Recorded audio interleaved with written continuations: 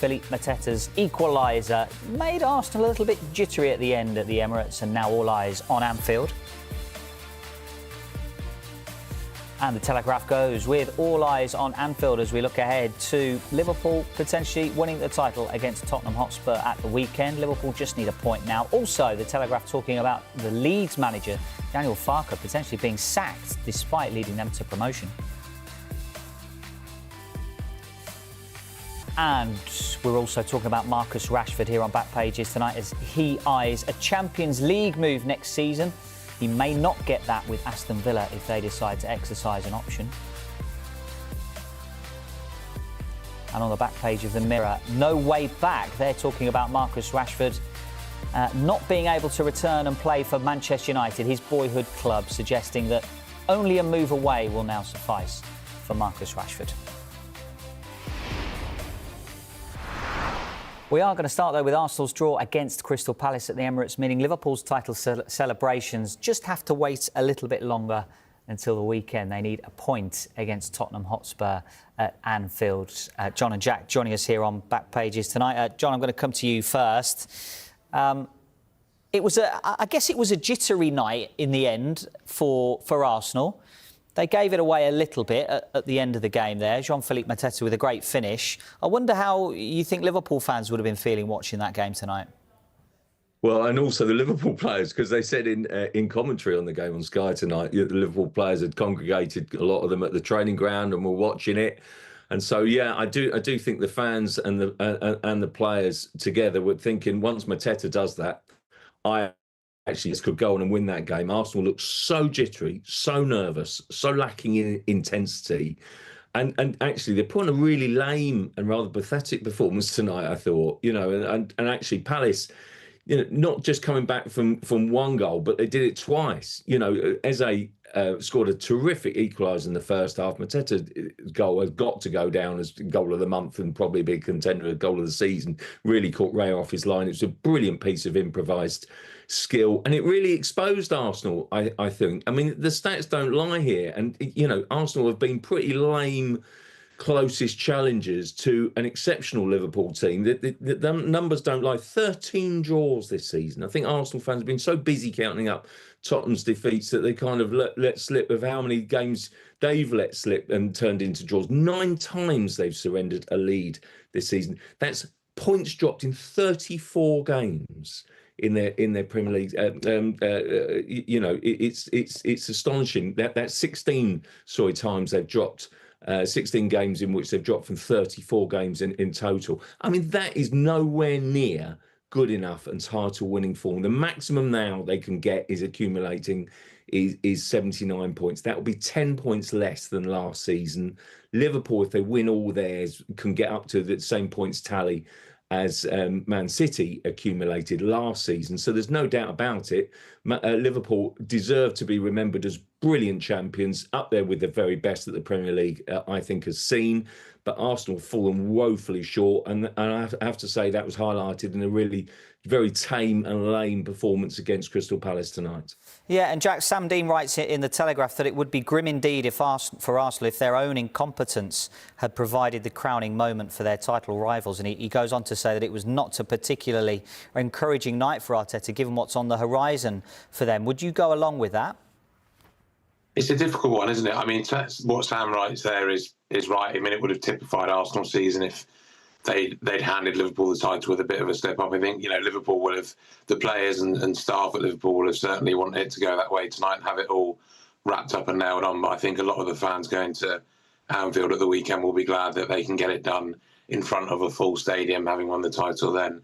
I think for Arsenal, they've got a bit of time, haven't they? They approached the Ipswich game very well, tried a couple of things and looked very good there. Ipswich, obviously, a very, very different team to what they're going to face in PSG next week. I think this was always going to be a slightly odd game tonight. You've got Arsenal going in with PSG on their mind, Crystal Palace going in with Aston Villa and a huge FA Cup semi-final on their mind just a few days away. I was actually quite impressed with how in the game and energetic and up for it Crystal Palace were. Everyone always says they only focus on the next game, but they're only human. And you can imagine a few of them were in the back of their minds trying to shut out any thoughts of Aston Villa at the weekend. But I don't think Mikel Arteta, while the mistake from Saliba on top of the one in the Champions League against Real Madrid as well, which gave Vinicius his goal. There might be a bit of concern there, but I think they're going to be so energised and up for a first semi-final in such a long time that I don't think there'll be too many lingering concerns from tonight. And let's talk a little bit more about Crystal Palace and in particular Jean-Philippe Mateta, John, whose rejuvenation under Oliver Glasner has really been remarkable.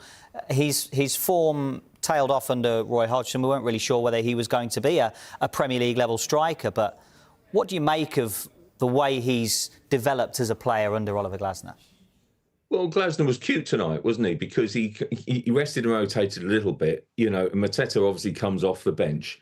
And I just thought you then saw Mateta's sheer class and quality as a substitute, just because he provided a little bit more, focal point for the attack. I also think he gave him a bit more physicality and that sweet skill that comes out of confidence. The ability to take that on. He knew where Raya was, but he hit the shot on the turn and the chip. If you haven't seen it, it's an absolute cracker.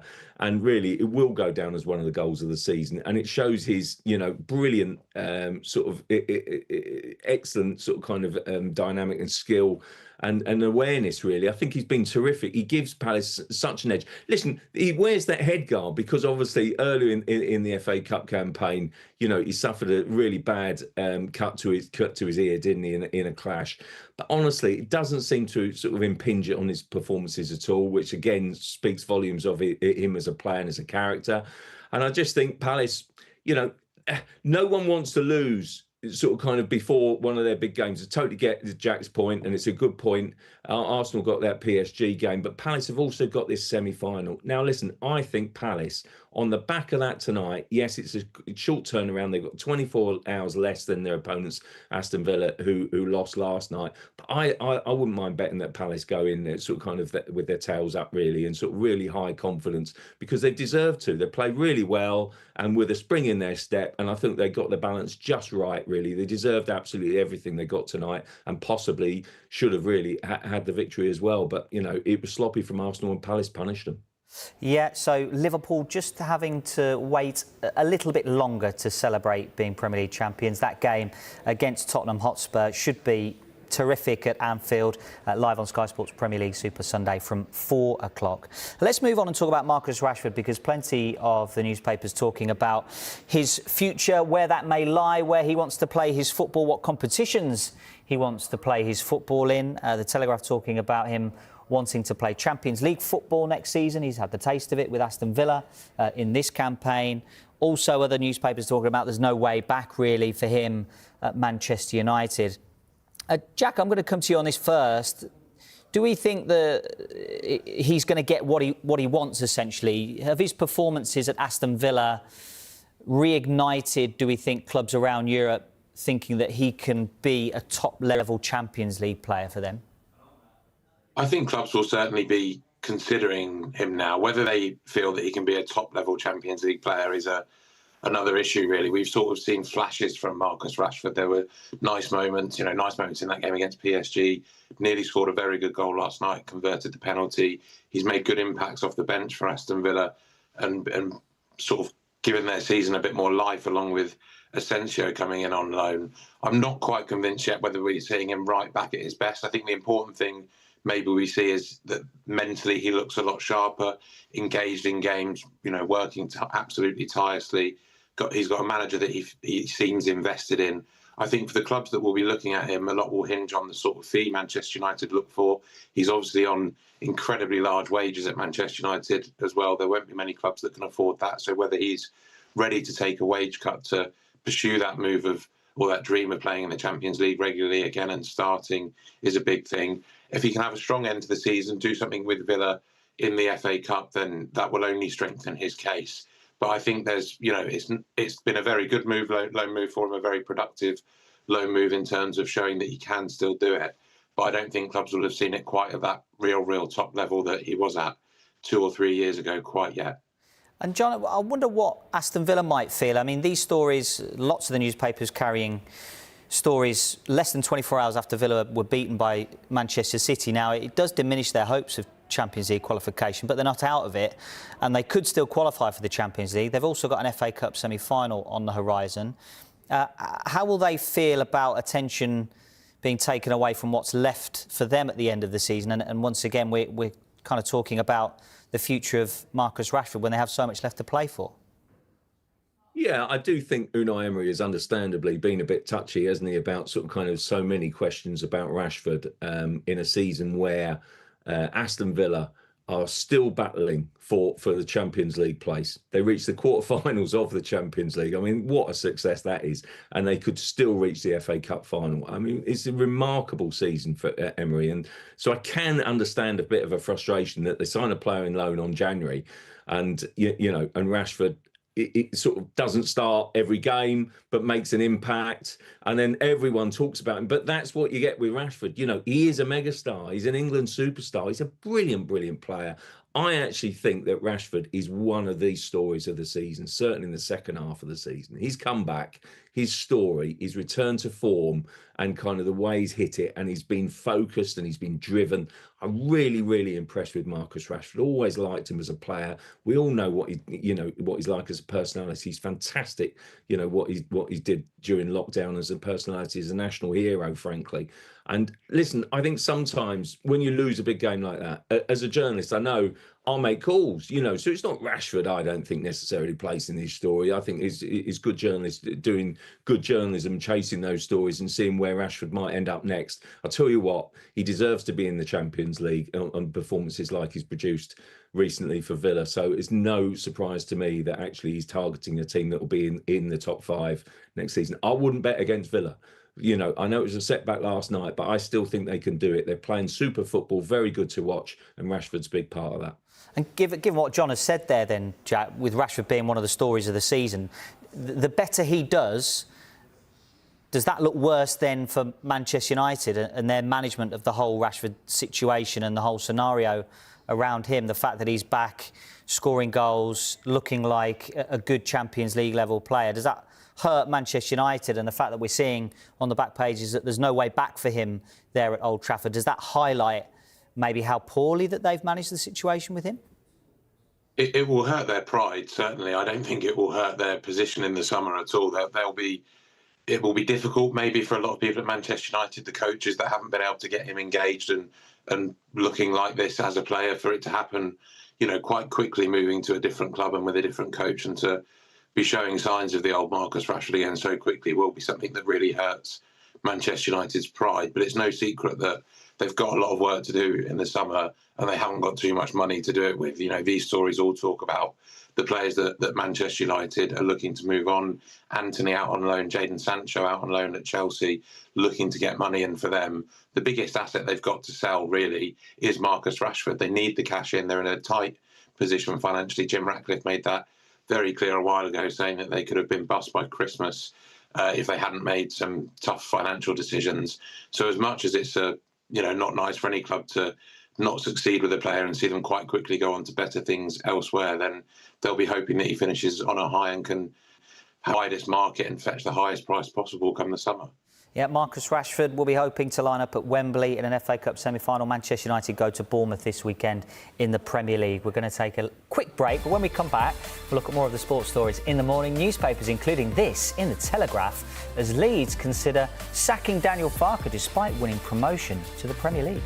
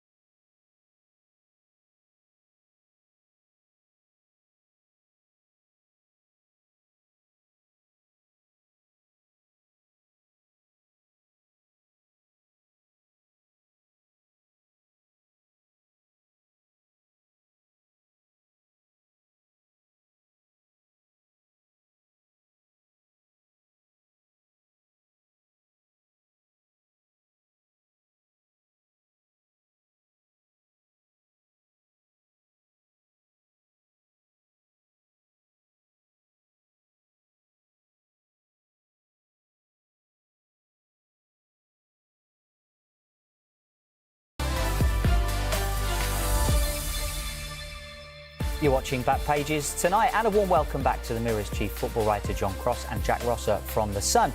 Let's talk about a story in The Telegraph written by John Percy and also Mike Keegan in the Mail, talking about Daniel Farke at Leeds. And Leeds considering sacking the manager despite them sealing promotion back to the Premier League. John, why would they do that? Well, I'm reading John Percy's story for a start, really, that he's basically saying that they feel that beyond John Percy suggesting that the Leeds hierarchy feel that while Farke's got a proven track record of promotion from the Championship, his skills and ability, he's done the same before with Norwich, don't forget, and got then the sack from Norwich after sort of they struggled, that they might then... He feels as if Farke wants a new sort of kind of set up, a new team, a bit more investment. He really feels they need a rebuild. And then Leeds are sort of kind of examining all options, really. It's really interesting here because, you know, Charlie White on the back of Jack's paper, The Sun also sort of saying that, you know, Farke really is sort of almost at a crossroads and what happens with Leeds, really. My feeling is, looking at this, I do actually think that Leeds think maybe Daniel Farke it had maybe taken them as far as they can go.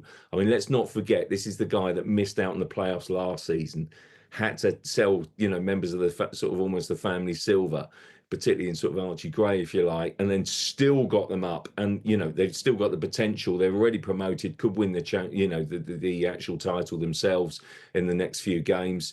I mean, it is a brilliant turnaround from Farke, but I kind of feel almost as if I'm inclined to agree a little bit. Sometimes you've got to be ruthless. You've got to be, you know, shrewd and make those decisions. Otherwise, it's no good going in and losing your first 6 games while you're finding your feet, because you can't survive a 6-game handicap and still stay up. I wouldn't be surprised if Leeds do change it, and perhaps, you know, I'm sure these stories are well sourced, and you know, maybe Leeds are thinking about a change and a big change of direction. I mean, I'm sure Leeds will probably get some criticism for if they do decide to make a change. I'm sure some supporters would probably like to see Daniel Farke given an opportunity to manage again in the Premier League in order to try and keep them up. And Jack, does he deserve that opportunity? Most coaches certainly do deserve that opportunity. I think this is probably a sign of how mind-bendingly difficult it's going to be for Championship clubs getting promoted to cope in the Premier League now. You know, we've 2 straight seasons of the 3 promoted clubs going back down. That means there's 17 clubs in the Premier League that will be in the Premier League next season that have had 3 years of that money to make the gap even wider for these clubs that are coming up. And I think it might be something pointing to maybe a lack of pragmatism or something from Daniel Farke. You know, we've seen that with Russell Martin in Southampton this year, being very stubborn in not wanting to change and not being able to cope, and Leeds won't want that. But I think if it is a point of Daniel Farke wanting investment and the club maybe not wanting to give that to him, then you have to wonder what sort of manager would be attracted to that, because it's clear from the clubs that have managed to stay up, Nottingham Forest being one of those, Aston Villa another one, in the last sort of 5 or 6 years, that they've had to spend big, risk a lot in terms of their finances to bridge that gap, break some rules as well, and take what comes with that to make sure they stay in the Premier League for another season and start building from there. It will be a very, very ruthless decision, a brutal decision, really, if Leeds go and do that just after he's done the job that he was asked to do and sealed promotion back to the Premier League. Not quite at the first time of asking, but coming very close in the playoff final last year, and then rebuilding again and getting it done. It will be a really hard pill to swallow for Daniel Farke if that happens, but maybe they can back themselves up in terms of ruthless decisions that have been made elsewhere. You look at Bournemouth, and everybody thought they were mad to sack Gary O'Neill at the time, and then brought in Iraola, changed direction, and look at the success they're having now. So there's some, you know, a track record there that can show Leeds and their owners that this might be the right thing to do, but it will be something incredibly controversial, and they will take a lot of flack for it if they do it. Yeah, so, I mean, you're right to point out Bournemouth there, you know, successful coaching appointment, Andoni Iraola, but also successful recruitment in Dean Huijsen, Milos Kerkez, lots of those players at Bournemouth that have come in and elevated themselves to Premier League level, and they've picked out some gems. And Dean Huijsen's a player that is going to be looked at by a lot of clubs in the summer. The back page of The Sun talks about Chelsea joined Europe's elite in the race to sign Dean Huijsen. But Real Madrid looking at him, Liverpool, Arsenal, Newcastle, Manchester United. John, how far do you think this young man can go?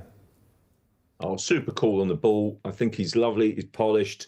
He's really composed. I really like the way that he brings the ball out of defence. He reads the game really well. I like the way that Iraola has blended him into the team.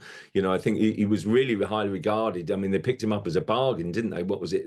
11, 13 million, wasn't it? I think from Italy. And then basically, I think people in Italy are thinking, well, how comes he's not playing every game early on? And yet I think he was just finding his feet. And once he'd found them, I mean, he just looks fantastic. He really does. He looks suited to it. He's not the biggest physique, and yet he sort of counters that with his reading of the game and his pace. And look, I think he's got admirers in the Premier League. I think he's got admirers, Real Madrid, and I think that is also, reading in here. I think Andy Dillon's story saying that there's a £50 million clause. So, it would be an attractive one. It would be an attractive one to Bournemouth as well, to make that sort of kind of profit and turnaround. I think is quite something. I do think that they may lose some players. I mean, Kirkes is a target for Liverpool, isn't he? And now Huijsen as well. So it'll be interesting to see what Bournemouth look like next season. It's an unforgiving, relentless league, the Premier League, and that's why I think that sort of sometimes you have to take the rough with the smooth, and that recruitment is key because Bournemouth might have to end up replacing some big stars. But looking at their recent track record, they've made a good fist of it. Yeah, and we've got time to talk about golf as well, because Rory McIlroy back in action after his Augusta heroics, the drama, the tears, the agony, the elation of what happened at Augusta and the final round of the Masters. A Grand Slam champion. He's admitted that he's been stunned by the reaction to his Masters victory. He's been called by two presidents, Donald Trump and Barack Obama, the day after his Masters triumph. Jack, I don't know whether you've been called by any previous US presidents or current US presidents. Give us your best call from a withheld number and who was on the other end. No, I'm joking. But what about Rory McIlroy's achievements? It's obviously sensational. What do we think he can go on and achieve now? We're talking about the Zurich Classic this week, but there's going to be lots of things that he'll have left to achieve.